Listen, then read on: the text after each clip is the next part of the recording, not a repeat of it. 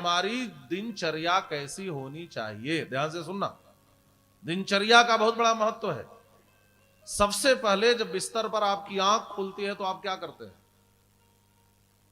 कर दर्शन करना चाहिए, ये जरूर करें।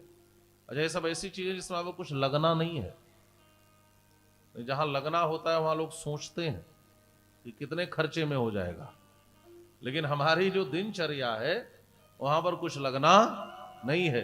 सबसे पहले प्रातः काल उठें तो कर दर्शन करें। इसका लाभ क्या है? का 3 चीज हर किसी को चाहिए। क्या क्या? का अच्छी बुद्धि चाहिए। वो कैसे मिलेगी? का सरस्वती की कृपा हो तो।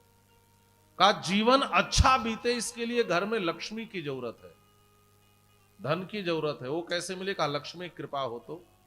और कहा मरने के बाद मोक्ष चाहिए। कहा वो कैसे मिलेगा? कहा गोविंद की कृपा हो तो प्रातः काल उठते ही हम हाथ को मंदिर समझ लें और इन तीनों का ध्यान इस पर करें। करके ऊपरी भाग में सरस्वती का ध्यान करें, मध्य भाग में लक्ष्मी का ध्यान करें, और जो मूल है जहां से हाथ आरंभ होता है यहां पर गोविंद का ध्यान करें। कराग्रे वसते लक्ष्मी, कर मध्य सरस्वती, कर मूले तो गोविंद, प्रभाते कर दर्शनम। ये जरूर करें। अब समय बदल गया, अब प्रभाते कप दर्शनम हो गया। जगते ही चाय कॉफी जो भी हो। श्लोक भी एक ने सुनाया, कपाग्रे बसते लक्ष्मी, कप मध्य सरस्वती, कप मूले तो गोविंद, प्रभाते कप दर्शनम। बदल दिया। उसके बाद क्या करें? कहा उसके बाद पृथ्वी पर पांव रखने से पहले पृथ्वी को प्रणाम करें। पृथ्वी कौन है? कहा भगवान विष्णु की पत्नी है। समुद्र वसने देवी पर्वतस्तन मंडले, विष्णु पत्नी नमस्तुभ्यम पाद स्पर्शक क्षमस्व में। हे मां, मैं पांव रखने जा रहा हूं, मुझे क्षमा करना। और धरती से अधिक क्षमाशीलता कहीं हो नहीं सकती महाराज। कोई लात मारे, कोई गंदगी फेंके, कभी कुछ बोलती है। मां का स्वरूप देखना है तो देखें, ये भगवान की पत्नी है। ये ना हो तो हमारा पालन ही ना हो, हम रहेंगे कहां? क्षमा देखनी हो तो मां पृथ्वी का देखे। लेकिन हमारा कर्तव्य है कि हम पांव रखने से कम एक बार प्रणाम तो कर लें। यहां से हमारी शुरुआत होती है। उसके बाद क्या करें? कहा उसके बाद जो भी बड़े मिले उनको प्रणाम करें। और राम जी यही करते थे। चौपाई सबको याद होगी, और नहीं होगी तो आपसे बढ़कर अभागा भी कोई नहीं होगा। रात काल उठ के रघुनाथा, मात पिता गुरु नावहि माथा। ये चौपाई किसे याद नहीं है? सबको याद है। तो आप लोग इसको फॉलो भी करते हैं? करते हैं तो ठीक, और नहीं करते हैं तो फिर तो विडंबना है। मैं कहता हूं बुखार चढ़ा हो और पैरासीटामोल की गोली पॉकेट में लेकर घूमे, बुखार उतर जाएगा? क्या करना पड़ेगा? खाना पड़ेगा, ग्रहण करना पड़ेगा। वैसे बहुत से लोग हैं अच्छी अच्छी बातें डायरी में नोट करते हैं, बढ़िया बढ़िया चीज याद करके रखते हैं। कुछ लोग तो घर की दीवार पे लिखवा के रखते हैं। लेकिन याद रखना, एक ज्ञान की बातें जब तक हमारे आचरण में नहीं उतरती तब तक यह महत्व युक्त नहीं होती। ज्ञान हो और आचरण में न हो। इसलिए नीतिकार कहते हैं यह क्रियावान स पंडित। कोई कहा रावण पंडित है, नीतिकार कहते हैं बिल्कुल नहीं, क्रियावान नहीं है। ज्ञान है लेकिन क्रिया में नहीं है। और ज्ञान हो रावण की तरह, क्रिया में ना हो, आचरण में ना हो, तो व्यक्ति राक्षस कहा जाता है। रावण भी पढ़ा था, मातृदेवो भव, पितृ, वेद पढ़ता तो पढ़ा तो होगा ही। मातृदेवो भव, पितृदेवो भव और आचार्य देवो भव सब पढ़ता था, लेकिन उठकर कभी किसी को प्रणाम नहीं करता था, कभी माता पिता का सम्मान नहीं करता था। मानसकार ने ही लिखा है क्या? मान ही मातु पिता नहीं देवा, साधुन सन करवा वही सेवा।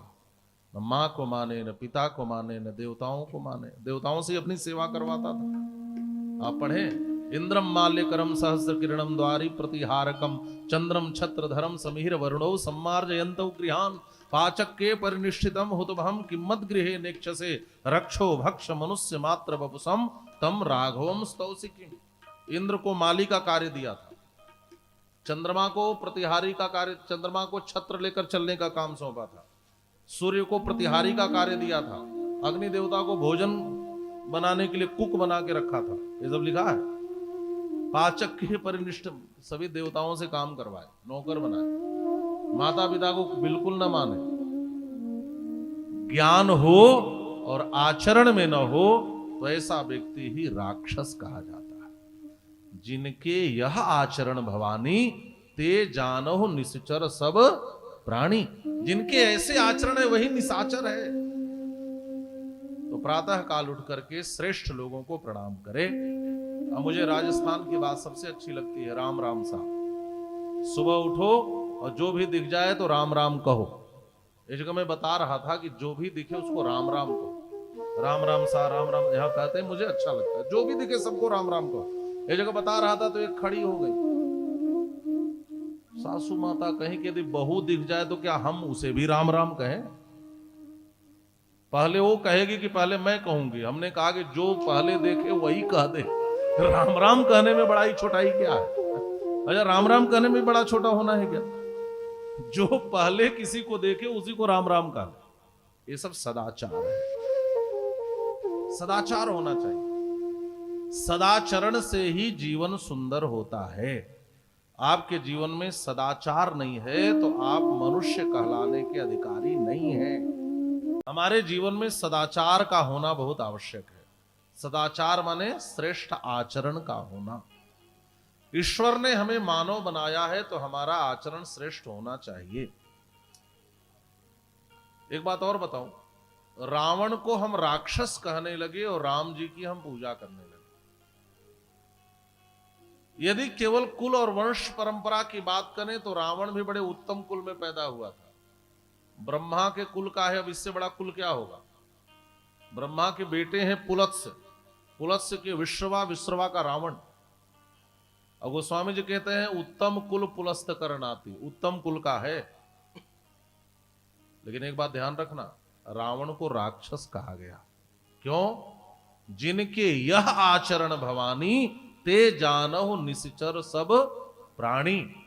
उदात्त आचरण है तो आप राम कहे जाएंगे और निकृष्ट आचरण है तो आप ही रावण कहे जाएंगे। राक्षस का अर्थ नहीं होता जिसके लंबे सींग हो, बड़े बड़े दांत हो। सीरियल वाले दिखाते हैं, हमें लगता है कि हमारे थोड़ी निकले हुए हैं कि हम राक्षस माने जाएंगे।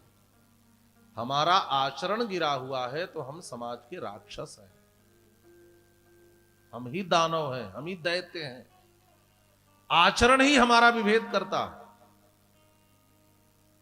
सदाचार में सबसे पहले यहां बात बताई गई कि हम मां नहीं मातु पिता नहीं देवा, मां नहीं मातु पिता नहीं देवा, साधुन सन करवा वही सेवा, साधुन सन करवा वही सेवा, जिनके यह आचरण भवानी, जिनके यह आचरण भवानी, ते जानहि निश्चर सब प्राणी, ते जानहि निश्चर, ते जानहि निश्चर, ते जानहि निश्चर।